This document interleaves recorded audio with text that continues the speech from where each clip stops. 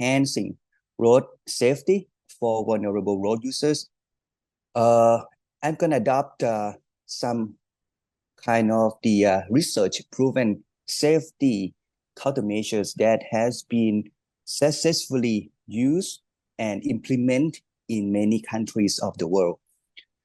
Besides, I am working for the Department of Highways. I also the secretary of the PIARC, which is the World Road Association on the road safety, TC 3.1. And I think that kind of give me some in-depth information about the world and how the road safety situation have been treated, or what are the strategies that have been adopted in many high-income countries. Without further ado, please move on the next slide, please. I'm going to start with the global status report on the road safety. So according to the World Health Organization, as you know, WHO, the road traffic crashes killed around 18 people per 100,000 population in 2013 and 2016 globally. Next one, please. In 2023, and you can see in the box, among the 10 safest countries like Norway, Sweden, Japan, UK, Switzerland, Germany, Iceland, for example, road crashes kill only 2 to 3 people per 100,000 populations. On the other hand, on the road, the number of road fatalities drastically increased in the low and middle income countries. And of course, including Thailand, as Professor Kasem mentioned. Next one. So in Thailand, next slide, please. So in Thailand, road fatality decreased from 32.8 in 2013 to 26.9 in 2023. That decrease is not a good sign, but still we have to do something about the road safety. Okay, still the number is still high and way higher than Europe's, Africa, and Southeast Asia regions. Next slide, please.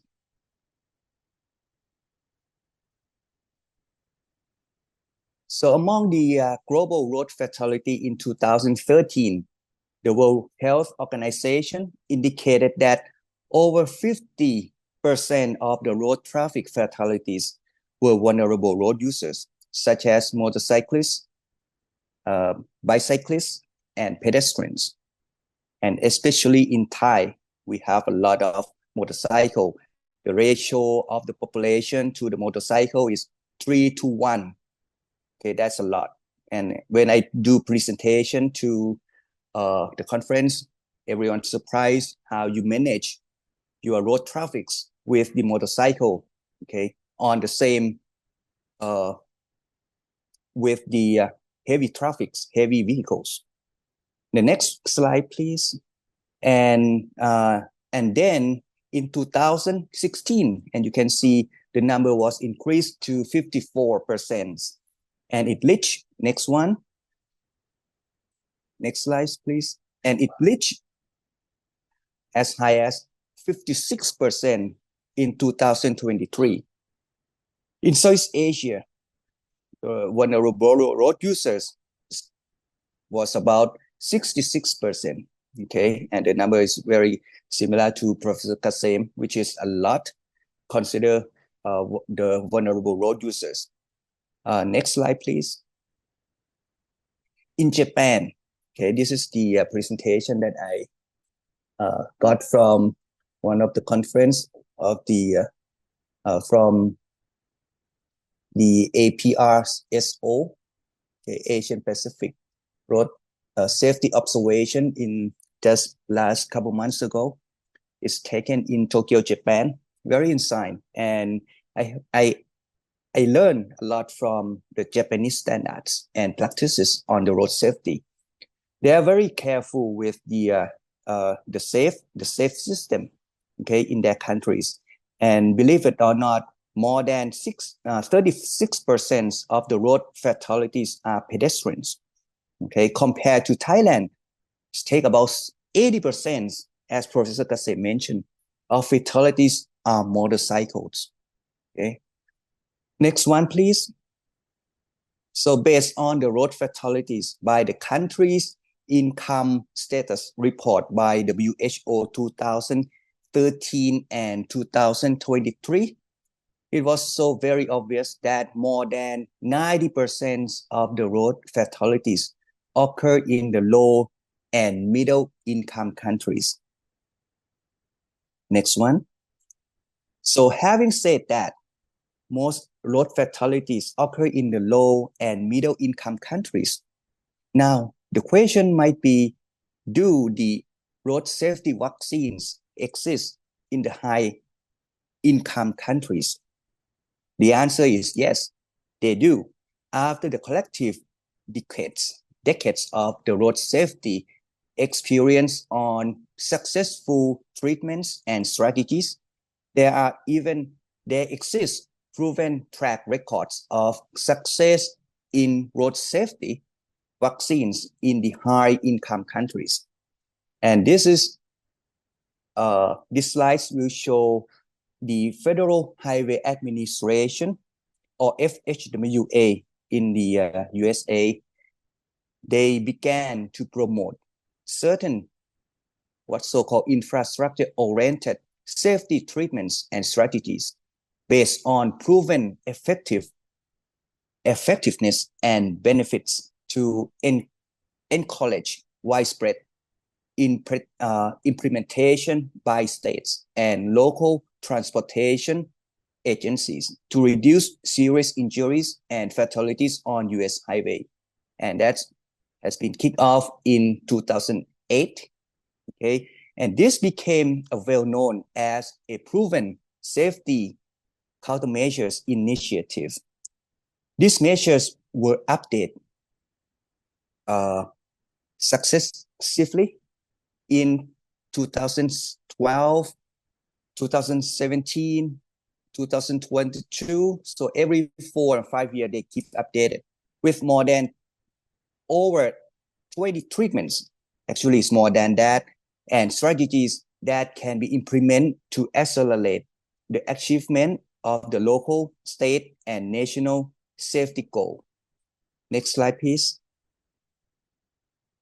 In 2023, the World Road Association, or PIARC, this is where I work for the technical committee on the road safety.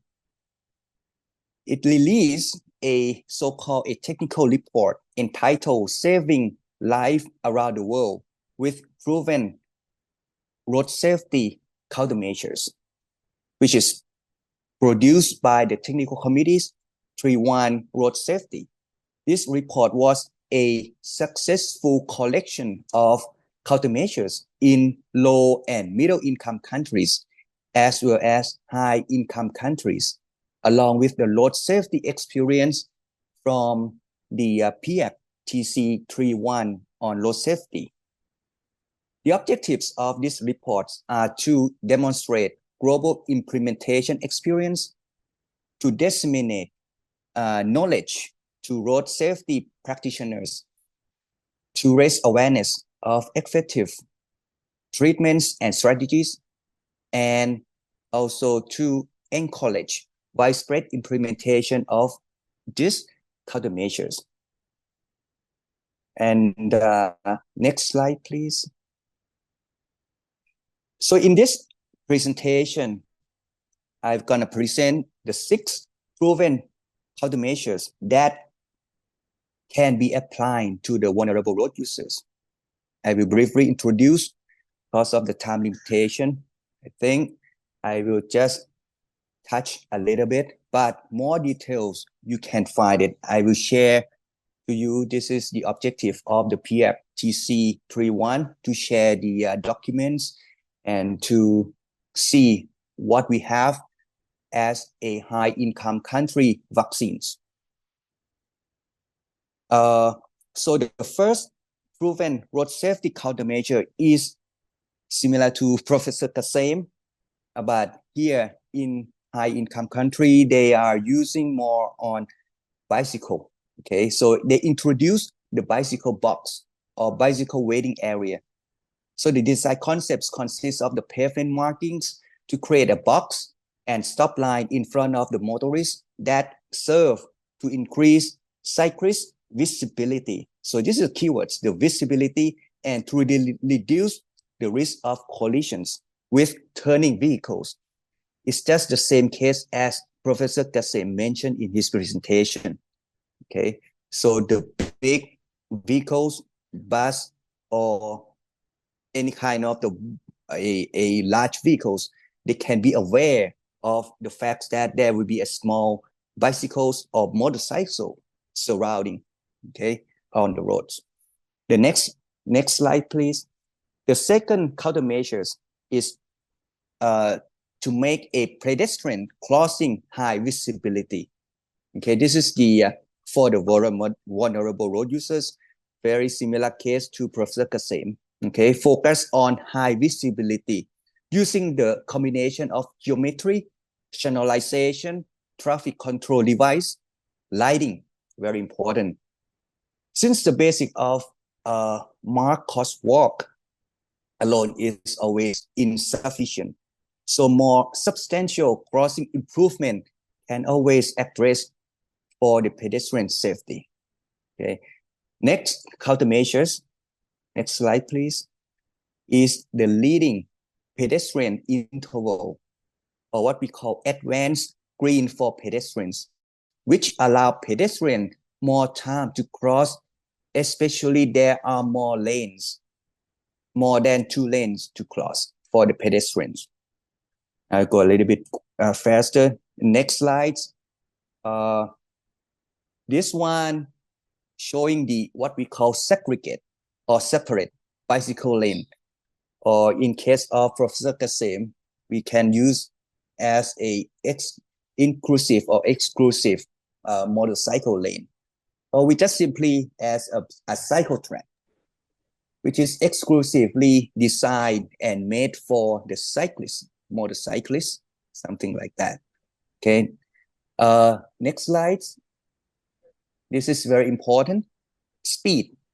Okay, speed is a crucial parameters, crucial factors. Okay, it is one of the most important strategies that many countries adopt to achieve what we call zero fatalities and serious injuries, because speed is always play a crucial role in all the road crashes, especially those involve vulnerable road users. Next slide.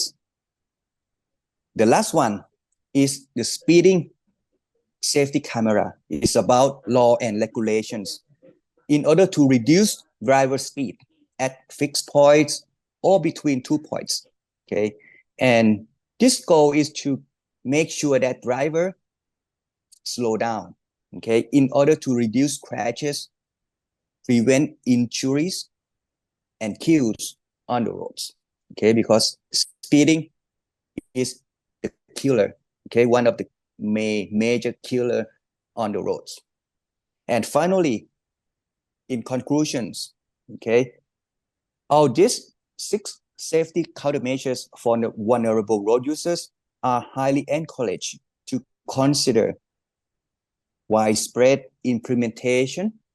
However, the key challenge for success and effectiveness of these countermeasures always lies in identifying flexible and adaptable treatment and strategies that can deliver positive impact and outcomes under different local conditions, contexts, laws, regulations, standards, and practice.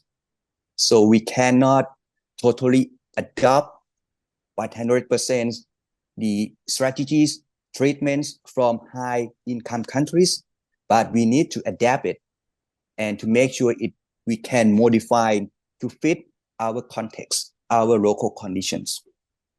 And with that, thank you very much for your time and your attention.